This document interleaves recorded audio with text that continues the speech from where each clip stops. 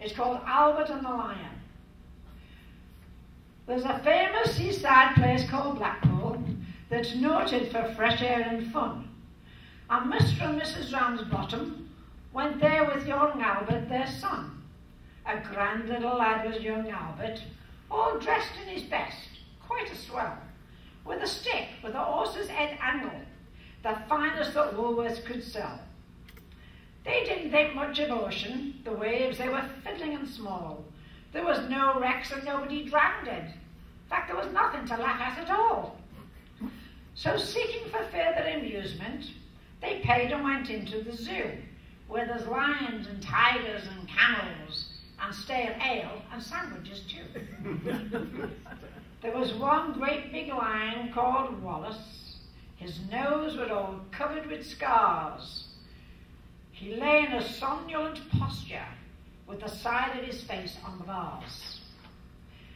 Now Albert had heard about lions, how they were ferocious and wild. To see Wallace lying so peaceful, well, it didn't seem right to the child. So straightway the brave little fella, not showing a morsel of fear, took his stick with his horse's head angle and pushed it in Wallace's ear. You could see that the lion didn't like it, for giving a kind of a row, he pulled Albert inside the cage with him and swallowed the little lad whole. Then Pa, who had seen the occurrence and didn't know what to do next, said, "Mother, young lions ate Albert." And Mother said, "Well, I am vexed." Then Mr. and Mrs. Ramsbottom, quite rightly when all's said and done, complained to the animal keeper that the lion had eaten their son. The keeper was quite nice about it. He said, "What a nasty mishap. Are you sure it's your boy he's eaten?"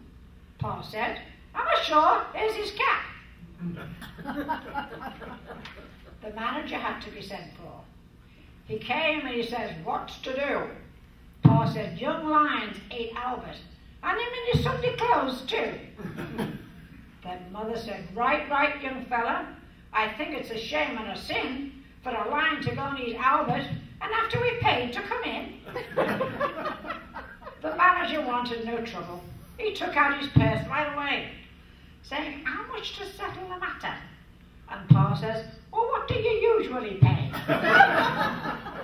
But Mother had turned a bit awkward when she thought what her Albert had gone.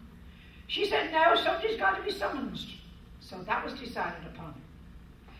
Then off they went to the police station in front of the magistrate chap. They told him what happened to Albert and proved it by showing his cap. The magistrate gave his opinion that no one was really to blame, and he said that he hoped the Ramsbottom would have further sons to their name. At that, Mother got proper blazing, and "Thank you, kind sir," she said. "What, waste all our lives raising children to feed ruddy lions? Not me."